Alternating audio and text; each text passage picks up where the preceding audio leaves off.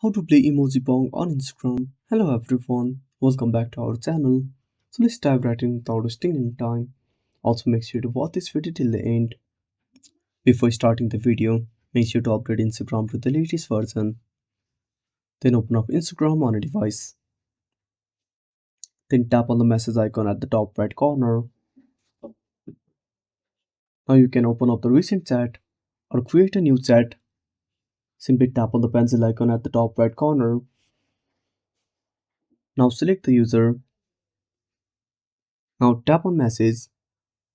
Select emoji. Now type one of the emojis. Also make sure to type only single emoji and tap on send.